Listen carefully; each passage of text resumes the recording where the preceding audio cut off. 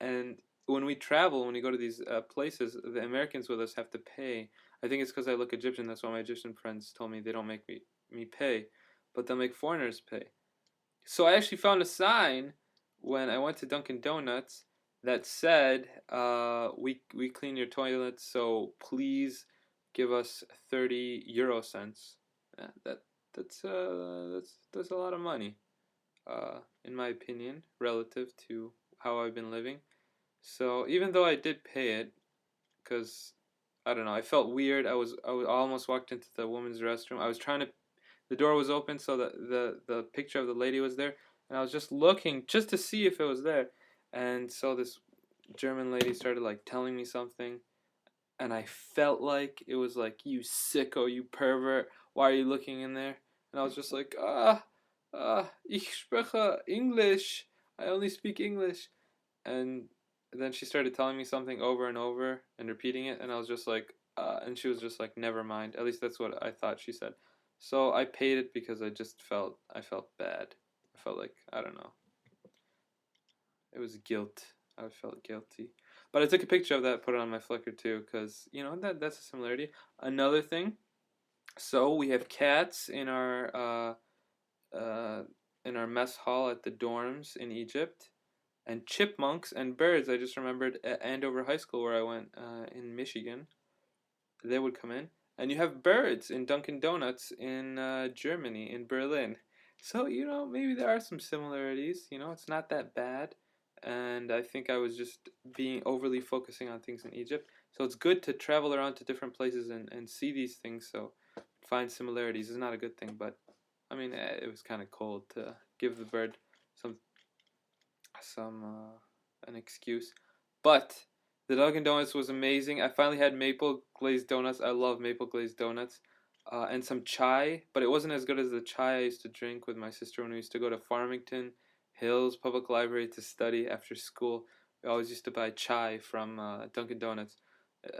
I don't know. It wasn't as I remembered it. Maybe it's different here, but you know, it was good stuff. The funny thing is the lady was speaking to me, and she just couldn't stop laughing at my German. She laughed for probably the whole time. Yeah, the whole time while she was serving me, and she was just like, and she just started speaking in English in a way to say like, just speak in English. Your German is terrible, and don't you know that I know English as well? And I must say it in a British accent. Sorry, not to be racist, but I don't know. That's just a stereotype. Uh, and then she was like, "Where are you from? Are you from Iraq?" And I was like, "Nein, ich bin Amerikaner." And she's like, "No, no, no, no way you're American, no way." And I was like, "Yeah, seriously." I wanted to show her my passport, but I thought that was taking it too far. And then, she told her coworker, and she was just so amazed that I'm American and I look like this. Um, what else? Yeah, and she didn't know that I was 21. She thought I was like 35 or something, like an immigrant coming from the war. I don't know, interesting. Also, I think it was a female. I'm not sure. It went really quickly in front of me.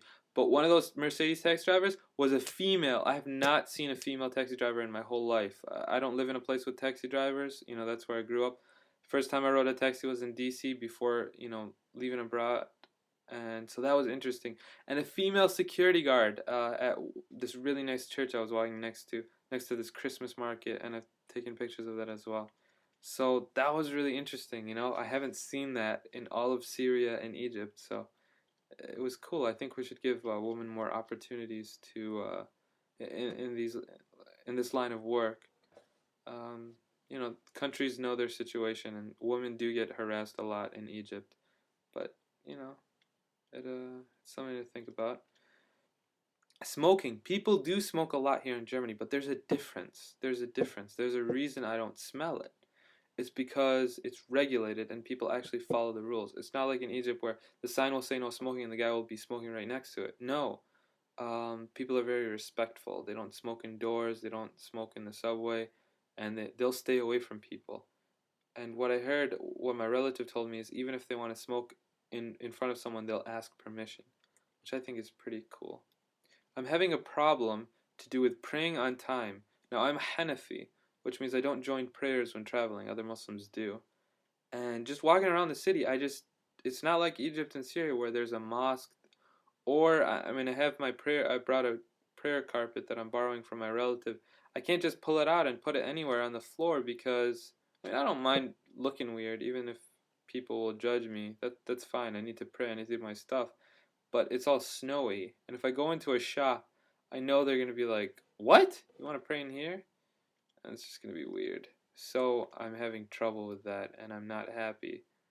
But I don't know.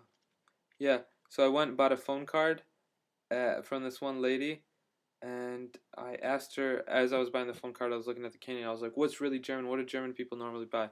And so she showed me two things. One is this Kinderriegel is probably how you pronounce it. It's milk chocolate. I don't know, not too good. The other is this Kinder Bueno is what it looks like to me, but I don't know how you would pronounce that in German. And this is more of a flaky. The other one's milk chocolate. This is hazelnut. I don't know. I didn't think it was too good, but I just wanted. I was like, I just want to eat what German people eat. And then I was like, I'm American, you know. She's like, yeah, I know. I'm sorry. You have an American accent. It's not British at all. And I was like, what? She said it in a way like, I'm sorry, British accent is the right English. And I was like, what? No, we're proud to have an American accent. You know what I mean? I don't want none of that British stuff. Um, and then on the way back, I was like, I want some different food. I want to take advantage of my opportunity here because in Egypt, there's no variety. Well, okay, not a lot of variety from what I've seen and my limited experience. So I went to this Asian place. It said Thai and Chinese food. So I was like, it's probably not authentic. I get in there and I start, I'm like, 你会说中文吗? And she's like, uh, 会, or I forgot how she replied, but she said she can speak Chinese. And so my German is so terrible, and my Chinese I've forgotten so much, though I've studied it for 4 years, that I was speaking in half German, half Chinese with her and her, I don't know, coworker as I was trying to pick something out. Oh my god, I took a picture of this thing. It was so amazing. It was so good. I can't even describe it. It was so delicious. It was spicy, and it was like tofu and vegetarian stuff and vegetables with rice, and it tasted like this Indian food that I've had in the U.S. Oh my god, it was delicious. It was so delicious. Alhamdulillah. And I don't know if it was authentic or if they have like German Chinese food, like they have American Chinese food, but it tasted amazing. And then I topped it off with seedless grapes. Do you know that I haven't seen any seedless grapes or watermelons in Damascus or Alexandria? It's more natural that way. I mean, obviously they changed something. And when I tell them, "Hey, we have seedless grapes and seedless watermelons," they're like, "Oh, really? That's weird." And then they might try to say something like to diss America. They'll be like, "Oh, that's because you have like you adjust the genes of everything in your things, and you add radiation and drugs and hormones and other stuff." But I think they're just being mean.